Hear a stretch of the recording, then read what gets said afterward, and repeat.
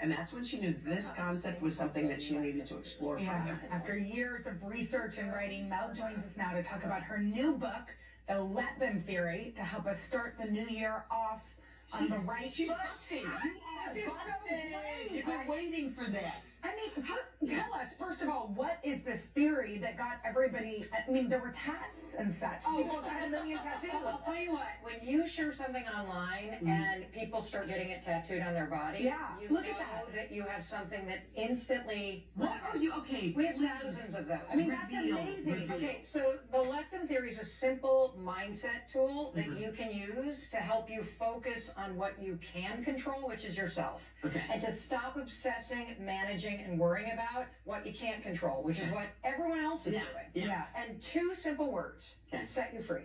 Free from worrying about other people's opinions. I'm not kidding about this. Like within pages of reading this book, you will realize you waste so much time and energy on things that are beyond your control. And this is going to show you just two words. Let them. Let them. Let them will help you release the grip you have on things that are actually... Let them say that. Let them think that. Yes.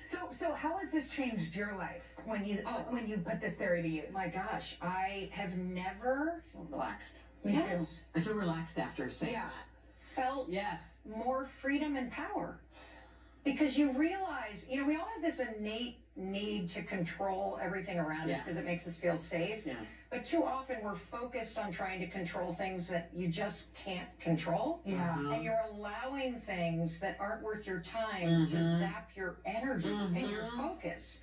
And so what you'll realize is when you stop giving your time and energy away to other people, you actually have all the time and energy you need. You've just been unknowingly given that power to other people. Does Let Them work? I know it works with like things that are external that you can't control, like you said. But often, some of those things that are getting on your jangly are in your own house. You can't, like, let them all. What do you do about those? It's a great nuance, because what is it that they say about a family? That family actually teaches you how to love people you hate at times. And so you use this the most, honestly, with the people that you're closest to, because it's our need to try to control and change people that creates the friction and the standoff. And so when you say, let your mom be your mom, let your daughter be your daughter, let your son be your son, let your partner be your partner, let my neighbor do the thing. What happens is you feel yourself release the grip, but then you say the second part. Let me. And what does that mean? Let me focus on what I can control. I can control what I say. I can control whether or not I snap. I can control what I do. I can control where I pour my time and energy, and that's where your power is. See, if you ever feel frustrated or overwhelmed or stressed out, I want you to hear something. The problem isn't you. In that moment, whether you're sitting in traffic and you're gripped, or you're just angry because your kids left the dishes in the sink again. Or you're mad because you're getting micromanaged at work. Whatever it is, your feelings are valid, but you just got to say let them, because if you allow those emotions in the moment to hijack your brain, you will not act in a way that either makes you proud of yourself or that gives you control. So saying let them when you see the dishes in the sink, that doesn't mean you're going to let your kids run you over.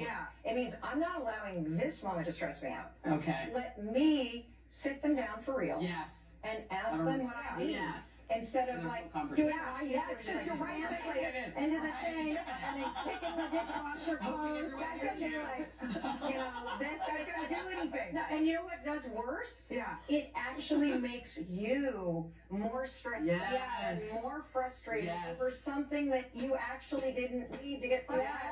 Oh my God, she's our guru. Okay, here's the thing. Okay, fine. Okay, here's something. This is not your first. Well, I know I'm about to. Let me. One of the things that this is not your first book, but it is the first one that you worked on with your daughter. So talk about y'all's collaboration. I love it. Oh my gosh. So I saw your. She's here. So when I posted that 160-second video. So I stumbled onto this because I was micromanaging one of my kids, and one of my daughters like, you're being annoying. Just let him do what he wants to do. I literally turned to Sawyer, who had just gotten back from a backpacking trip. I said, hey, This thing went viral. Could you just dig into this for a minute and check it out? And so she did a little research project that turned into us collaborating on this book. Yeah, so this book, writing this book with my mom has been truly the greatest gift I have ever been given in my entire life. I definitely used it about 10 times every single day all night with her. But in doing so, it has brought us way closer, and for every 20-something-year-old out there, this book will bring you closer to your parents. This theory will make you closer with your friends.